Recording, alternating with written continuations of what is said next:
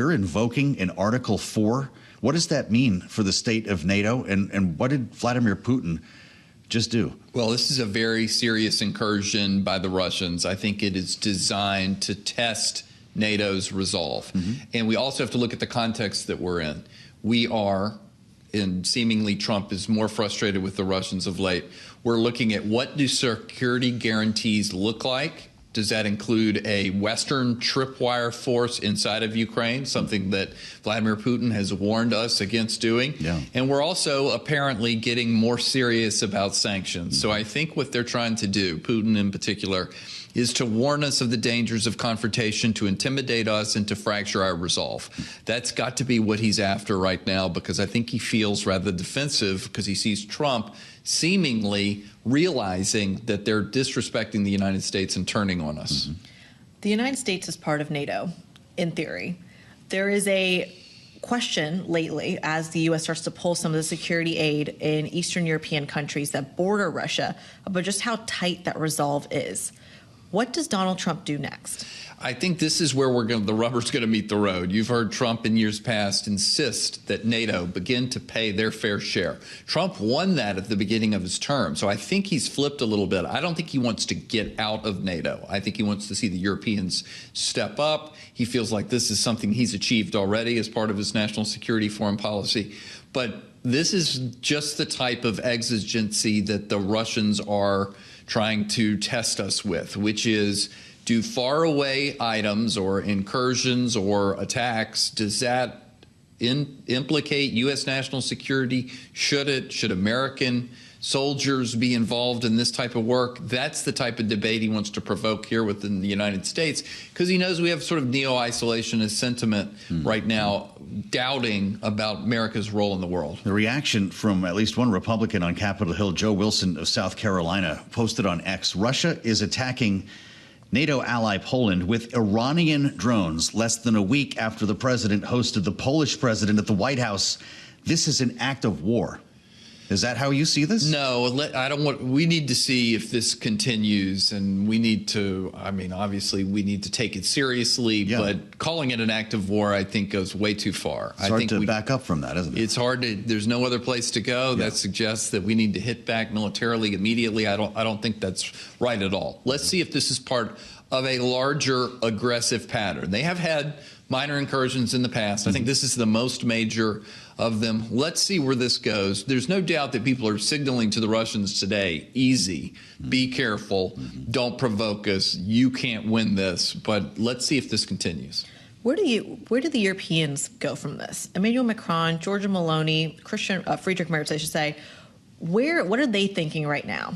I think they're thinking this renews the spirit and the conviction that we developed at the beginning of the second Trump administration, that we really need to spend more, revitalize our defense industrial base, and have greater agency over our own security within Europe, because Russia is aggressive. Even if the United States isn't trying to back away from Europe, which I think we are, even under Trump, if not getting out of NATO, I think they're thinking to themselves, this is a serious situation, this is going to continue, and we have got to pay more and do more in service of our own security. It sounds like the president is wondering exactly what this means as well. He posted on Truth Social, "What's with Russia violating Poland's airspace with drones?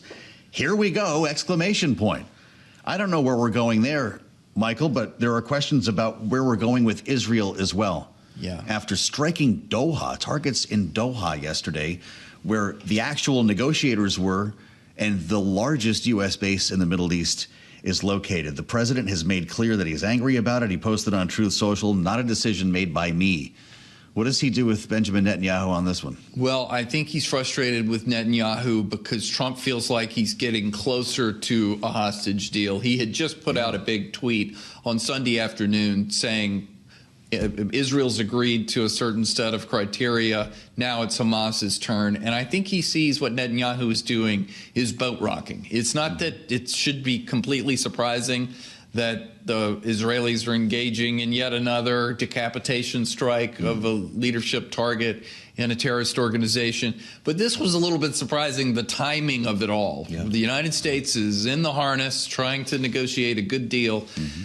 I understand we had a terrorist attack in Jerusalem authored by Hamas the day before the attack, but still, this just feels like it's something that's testing the president's patience at a moment when Israel ought to be looking of how are we going to settle this down, but they're clearly not. At least Netanyahu's clearly not in that frame of mind. There are very few places in the Middle East where ceasefire negotiations can actually happen with actual representatives of Hamas. Doha is one of the very few places where that can occur.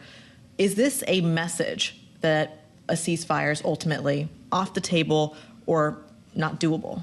It possibly, but there's another way to look at it too, which is I think that the Israelis have been frustrated throughout that they're negotiating with people who are in luxury hotels in a faraway city from Hamas. I think they have felt that if they were negotiating with someone inside of Gaza who was suffering, who was under pressure, who was dodging bullets and bombs, that they may be more conditioned to compromise sooner than the political leadership who have nothing to do with the wartime instruments inside of Gaza. So maybe there's an argument in the medium term that as long as you're taking hardliners off the chessboard, maybe this will be easier to get from A to B. What do you make of the lack of notification? The reporting from Axios makes you wonder that the U.S. actually saw Israeli aircraft on the move, inquired, and we were told the missiles had already been launched. That's not the way this is supposed to work, is it?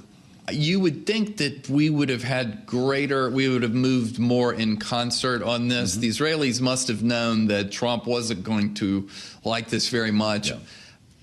Even if we don't like it, I didn't like the suggestion of the United States saying, we're going to call Qatar and warn them this is coming. To me, that's not what it was appropriate in this type of situation. So we shouldn't have expected that call. Well, I think now the Israelis are thinking it's smart that we didn't do that call because we can't necessarily trust the White House to keep it to ourselves. I mean, if they're telling us something in confidence and we're saying we'll go call the targets of the bomb, I don't know. That doesn't feel right to me.